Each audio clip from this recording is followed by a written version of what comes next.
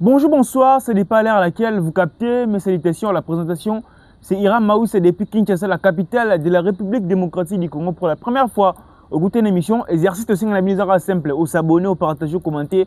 Le conseil vraiment Kitoko Ming. Pour la première fois, s'abonner, au partager, comment on a jeune dans la communauté congolaise, qu'on peut savoir l'actualité, donc au sola pour le développement football dans la biso. Donc la seule façon d'encourager biso, c'est de s'abonner, de partager, non commenter, qu'on soit vraiment Kitoko Ming. Aujourd'hui, nous sommes là pour parler de l'actualité sportive. De très bien qu'il nous reste quelques jours pour jouer la finale au Tournoi les 31. Mais aujourd'hui, on va d'abord jouer les matchs amicaux contre les Bermudes. Un match aussi important pour préparer l'équipe à conséquence avant les 31. Aujourd'hui, nous sommes là pour parler sur les préparatifs. Il y a finale à les 31. On va parler sur les matchs amicaux qu'on va jouer contre les Bermudes. La situation de nos supporters. Na Kenya, les supporters na Kenya pour avoir visa. Situation de l'équipe sur la Syrie. On va parler sur le dossier Ezechiel Banzouzi qui avait accepté de jouer pour la sélection hollandaise I-23. Il avait boycotté la sélection congolaise I-21. On va parler si Roméo Lavia, Natambala, on a émission, à tous s'abonner, tout partager, tout commenter.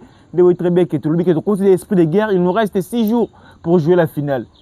Un pays, on va se faire ça participe à la Coupe du Monde. Donc, tout le monde qui a opportunité pour venir oh tu remets l'équipe maro tu remets l'équipe maro faible mais tu remets l'équipe maro inférieure na biso tout le monde qui il y a une opportunité pour aller à la Coupe du Monde, raison pour laquelle nous sommes hyper motivés de côté esprit de guerre et toujours il y a des temps ça peut tout sur là. Donc s'abonner, partager, commenter, aux accompagner de suite. Je profite pour cette occasion de saluer papa François Katamba na pesi mbote mon vieux Pierrot Yamba Petro Iwanga Paul na pesi mbote mon vieux Petro Iwanga Paul je peux na pesi mbote bisika Ozali les boss les muntu maman Sylvie Malonga, maman Sophie Mère Triple, mon vieux Crispin Kabouya, maman Tebele Bissika, vous allez voir dans porte le monde, s'abonner, partager, commenter. Je profite aussi pour cette occasion. Il y a des bateaux balinga Hiram Maouissa, bateau balinga ka chaîne abinu linga ka actualité, bateau ya monter malamba ko soutenir chaîne, ba soutenir émission. Bobenga biswana et vous savez vraiment que tout comme vous allez remarquer l'émission précédente dans celle qui on a analyse de Bokofika, peut-être ça l'émission il y avait un problème, on s'est en Liban, moi ezaki makas mais on était obligé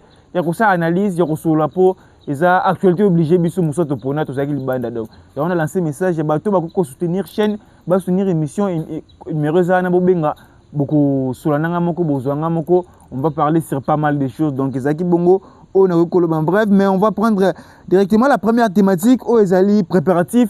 Il y a fini le Wana de le 31. Préparatif, ils ont très bien. Groupe ESA complet.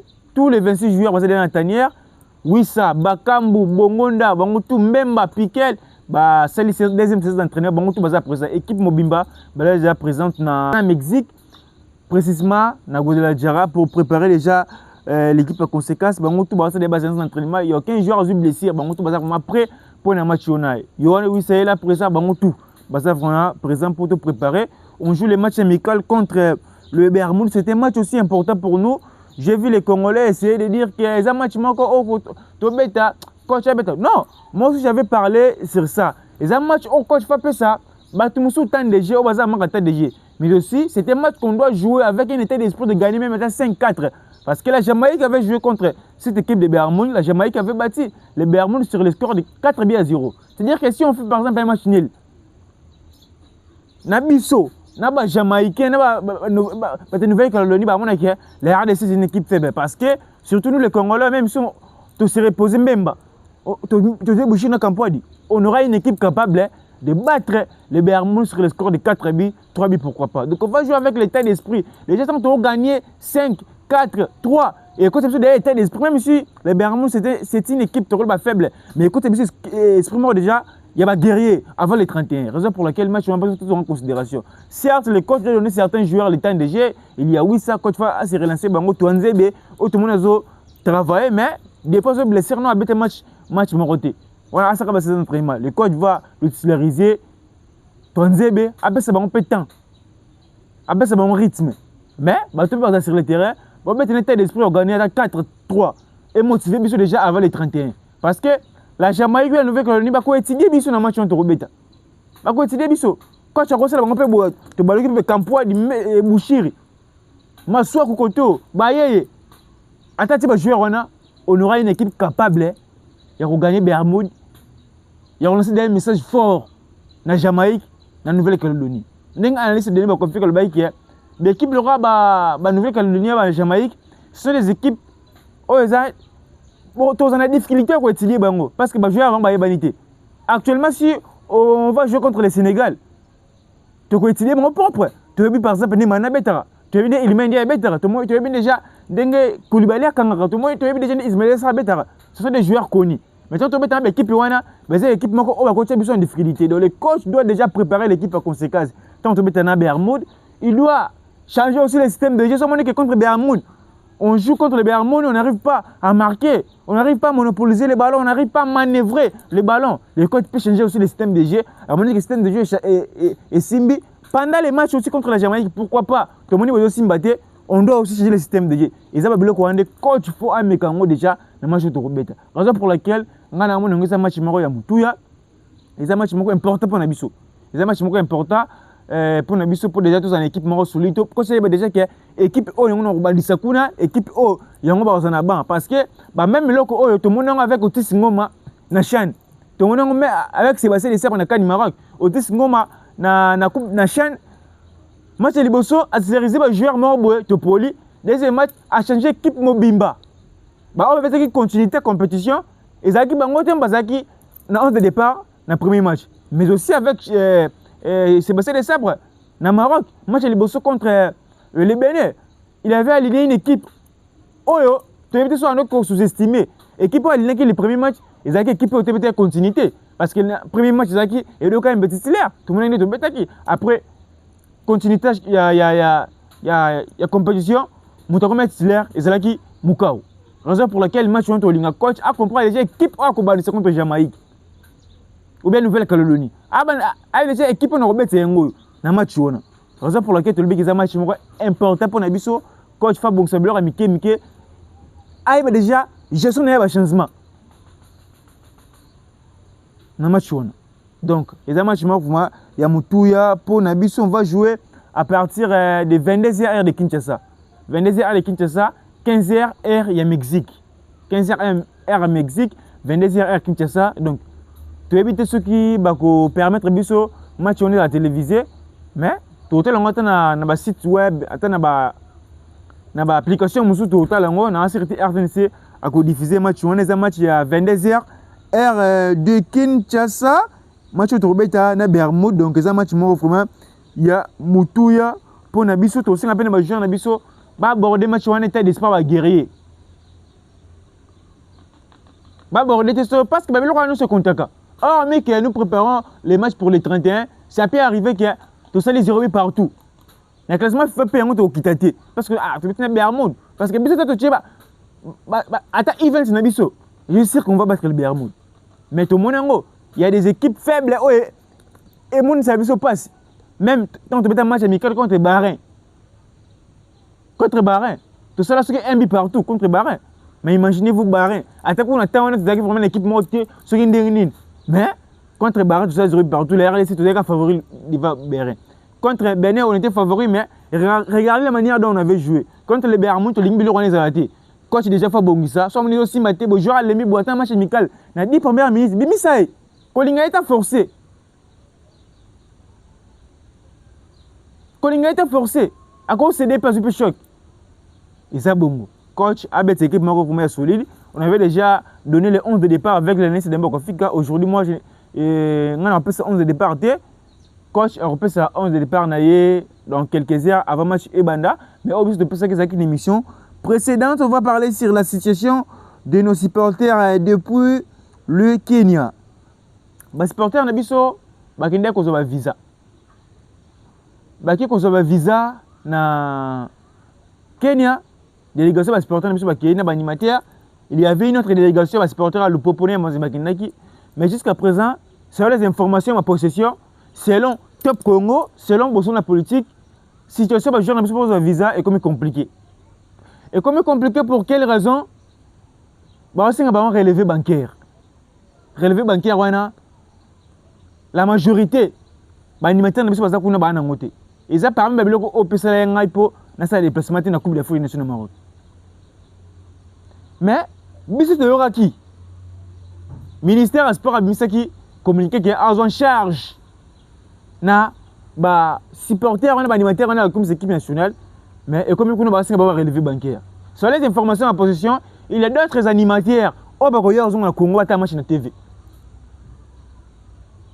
Babilo connaît déjà et Salama Bandakala actuellement c'était le temps déjà bah animateur n'a pas besoin de match amical il nous reste 6 jours maintenant 6 jours wana est-ce que bah visango bah va relever banquier est-ce que bah visango c'est complet pour bah kende comme c'est équipe nationale moi je ne pense pas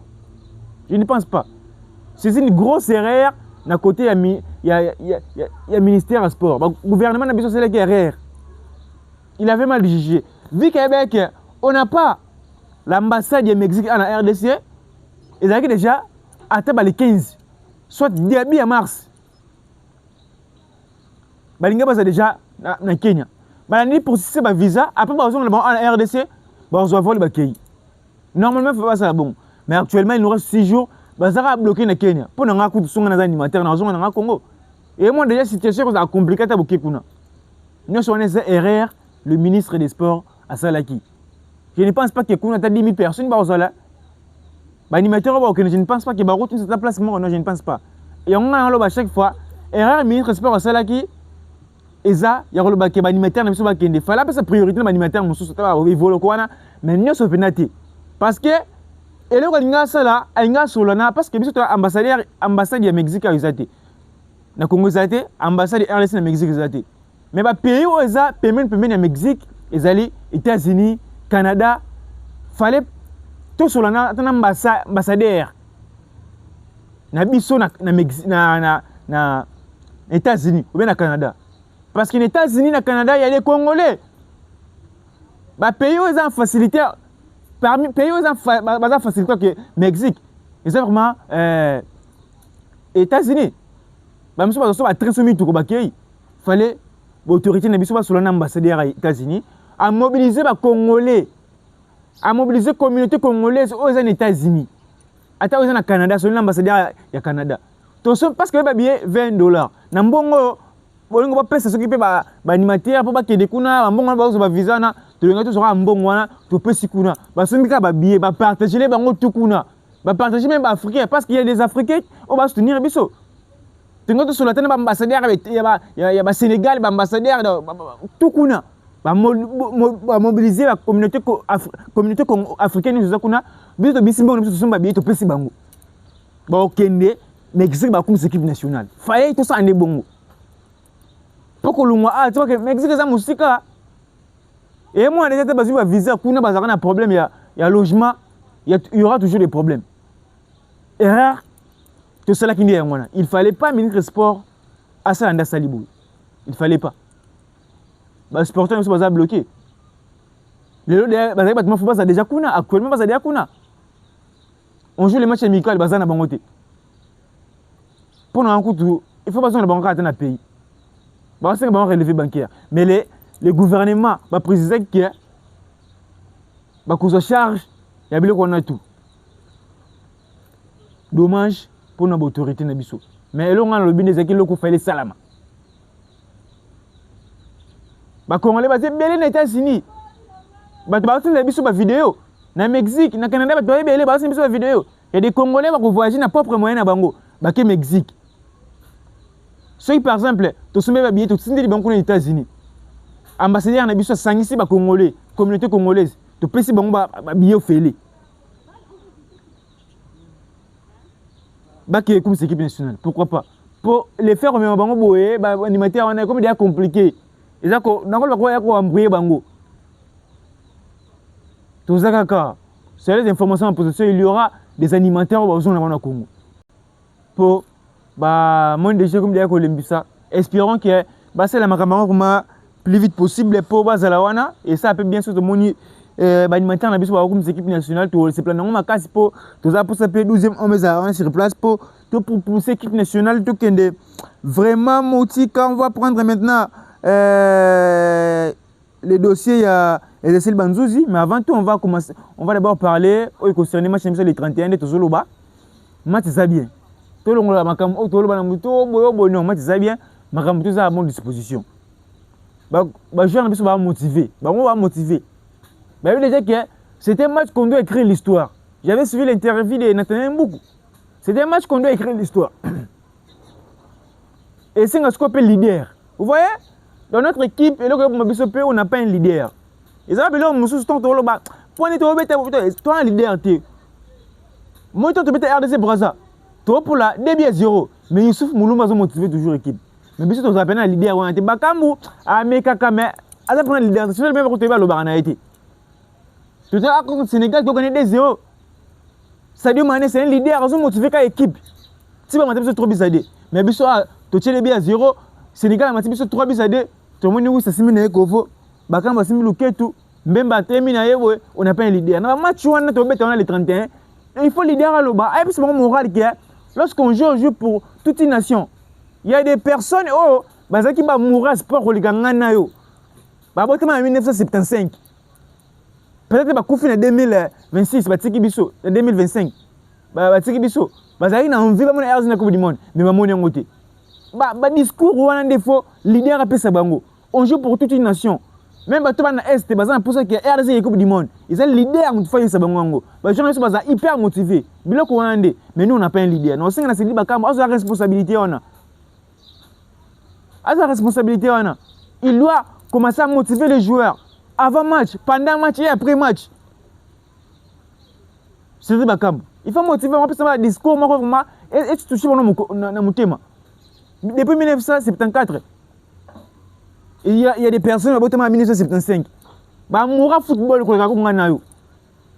pour ça que RDC Coupe du Monde, depuis 1974, au moins perd comme en 2025, à Tiki Bissopé, à mon RDC Coupe du Monde. Mais le discours rwandais, il faut pas ça que tout ça motivé. Parce qu'il y a des Congolais. C'est pour ça que RDC participe à la Coupe du Monde. Il y a des Congolais dans l'Est qui vont souffrir. Sur la Coupe du Monde, il y aura une fête pour tout un peuple. Le discours rwandais, l'idée, il faut que ça on a vestiaire. Dans la séance d'entraînement, chaque fois, les gens sont hyper motivés. Au-delà, ils travaillent, ils ont joué un manque de déjà, ils ont une performance. Oh non, les gens sont hyper motivés. Parce que on va mettre un match historique. Tout un peuple est derrière dans Bango. C'est un match où on va Libanda pour une RDC Coupe du Monde. Et ça fait que les coupes fait ce que fait. Oui, match où on a les 31. Non, c'est un vraiment à la responsabilité. Pour tout le monde a mis à cause de mais tout le monde a vraiment le Rwanda, Sadio Mané, Youssouf Moulouma, Basalango. Leader, follow bas. Faut motiver mon discours, c'est vraiment important. Le discours motivateur, le discours et qu'on touche l'esprit aux gens maintenant motivation. Au-delà, il y a quelque du monde pour la carrière, pour l'histoire, la carrière. Mais si les RDC pour la qualification, ça sera un soulagement pour tout un peuple après 52 ans. Raison pour laquelle tout le monde est hyper motivé. Moi, je suis sûr et certain, on a une équipe. On a une équipe qui peut mettre en difficulté la Jamaïque et la Nouvelle-Calédonie. Il suffit d'être motivé et déterminé. Le président même, j'avais suivi une vidéo, le président Ibissa Bino qui a à chaque fois que vous avez un Est. C'est ça. Le président, qui est sur le Coupe du Monde, nous sommes au sein de Sabino. On a besoin de connaître le président. Le président, il faut non, tu parce que ça se souvient de Bissou. Bissou, quand tu as Bissou, tu as Sabino, notre objectif, et ça RDC la Coupe du Monde, et ça rêve de Bissou. Ce n'est plus un rêve plutôt. Et comme objectif, parce que tu rêves déjà Ming. Il faut que une émission comme objectif. C'est un objectif pour nous. Le 31, on doit aller à la Coupe du Monde. J'exprime l'obligation. Tu exprimes l'obligation. On ne va pas aller à la Coupe du Monde, mais on doit aller à la Coupe du Monde. Le 31. Donc, tout ça, on va jouer hyper motivé. On va prendre les dossiers de Ezechiel Banzouzi. Ezechiel Banzouzi, c'est les jeunes qui ont été sélectionnés à Leipzig. Avec sélectionné une équipe d'âge. Nabiso. Elle a sélectionné l'équipe d'âge à Pays-Bas, mais il a déjà sélectionné l'équipe d'âge à Pays-Bas. Elle a sélectionné l'équipe d'âge à Nabiso. Mais tout le monde qui VK, mon vieux VK, quand on a passé un mot, parlons sport toujours. À côté de l'année, quand les cas, dans l'émission, le mec est joueur à motivé pour rejoindre l'équipe nationale. Joueur, c'est quoi, Zobeta, dans Leipzig, dans la première division, dans un grand club en Allemagne. Vu qu'il y a Pays-Bas, avec une équipe d'âge. Il fallait bien une équipe première. oh biso ngato sandi ya mwana faites bien une équipe première kuna da bête une équipe d'âge biso aso bien une équipe d'âge alors moi le mikiti si il va plus donner la priorité à l'équipe d'âge à Pays-Bas raison pour laquelle tout le monde est kuna moi personnellement n'a condamné joueur parce qu'il y a des Congolais qui connaissent joueur alors il faut jouer pourquoi ça le choix bon non il peut être là à la Coupe du Monde mais pour le choix sélectionné l'équipe d'âge Nabiso est qui mauvais choix. C'est qui mauvais choix. Faites sélectionner une équipe senior. Attends ngakaya avant na ba bête tête pour administratif avant na nini okuna na tribune. Azay mutu mo faya. Na pas cette stronquer faya. Après c'est priorité une équipe I23 il y a Pays-Bas. Espérons qu'il y aura une coupe na prochain rassemblement RDC parce que l'équipe d'âge est contaka. Na go vraiment Roméo Lavia, il avait boycotté la sélection I23. Il y a Belgique.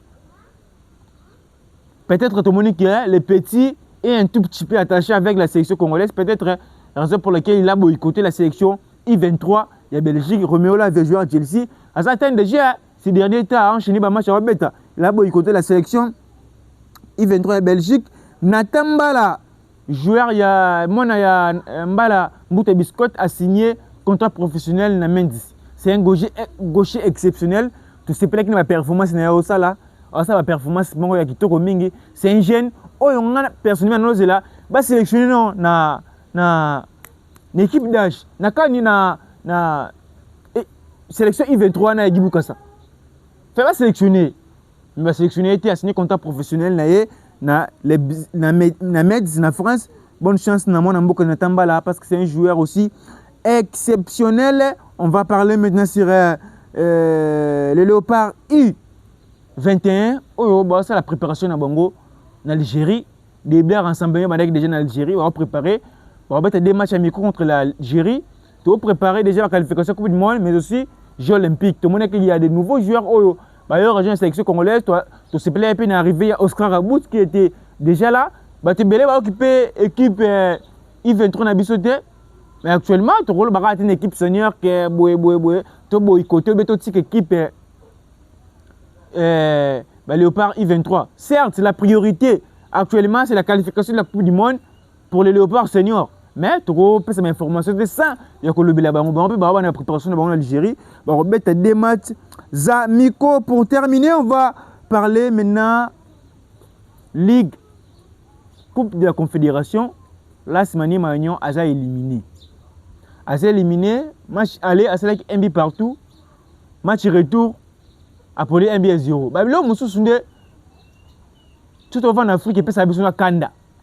Et puis ça a Kanda parce que comment le football les a développé. Ma cambilé a changé. Mais bien en Afrique, tout ça toujours en cima. Comment imaginez-vous Awa, équipe a gagné des buts à 1. Pour une équipe pour MB à 0. Score commis, commis, des buts partout. Mais Mani Magnon Lumwe. Donc, règlement, bien l'extérieur qu'on double, existe toujours ici en RDC. Ici en Afrique, pardon. Ils ont dit comment vous et ils sont football dans le cima. Vite, le club avait raté la compétition. Kaboué. A salé un but partout, on a salé des buts partout. Mais, en égalité, on va appeler sa priorité l'équipe pour attirer des buts. Raison pour laquelle tout le monde est un peu cool. Mani Magnon. Trop jugé, performance n'a été parce qu'il a tout donné, il a gagné. Il avait joué contre un club algérien. Ah, on a gagné des buts à 1, qu'on a appelé MB à 0. Normalement, il ne faut pas qu'il y ait un tir au but. Tout le monde est à football évolue, même en Angleterre, même en Europe. Mais il faut civilisé. C'est la raison pour laquelle tu as aussi une autorité, surtout en Afrique. Nous avons dirigé le football africain. Nous avons dirigé le football africain. Nous avons vraiment assez, il y a FIFA. On doit protéger les CAF. Ils ont bon qui te reformaté. Tu as aussi un bloc vraiment. Et ça, la société. Bon, on va régler. Pour le football. Imaginez-vous, l'équipe a gagné des buts à 1. Pour les polis 1 à 0. Mais comme il dit, il y a pour le club algérien, Maraki Awa, na RDC. Bina est contre D. Ils ont comment vraiment et que ça la matin, mais on doit saluer la performance de Mani Magnon, y compris l'école publique qui a fait un travail exceptionnel avec l'équipe AS Mani Magnon au Balungwe na quart de finale. Donc oh tokolo ba vraiment on a bonne chance pour la suite tozongi awa to potana championnat biso to mesoko potana makam tout ça vraiment bien makam tout vraiment bien pour la suite. C'était moi votre M représentant Hiram Mawissa. Donc pour la première fois ko bo santé ko s'abonner ko partager nos commentaires et aussi la bien que vous allez belé rolandanga partout dans le monde bolinga Hiram Mawissa partout dans le monde bolinga ngai bolinga chaîne nabino. Donc to senga pour la première fois au s'abonner au partager commenter ça vraiment qui to roaming to senga nabino pe na bato moté malamu balinga football balinga biso ba jeune ko soutenir chaîne abenga numéro zana on est d'abord des jeunes qui sinon babiloko on pour santé pour comme venir stable petit à petit yo na mo loko bo mo loko bo. Donc au soutenir biso ça vraiment qui to roaming soutenir chaîne soutenir émission benga numéro zana et ça vraiment qui to roaming to sola est concerné développement na biso to sola est concerné évolution na biso ndenge tout ça la émission. Vous allez remarquer l'émission précédente tout ça il libanda on avait un problème to lingisco to résoudre le problème wana pour résoudre ngo ba soutenir bino vraiment et ça qui te commingi ce qui te moni yango. Donc on se retrouve à la prochaine pour une prochaine émission. À moi je vous dis au revoir.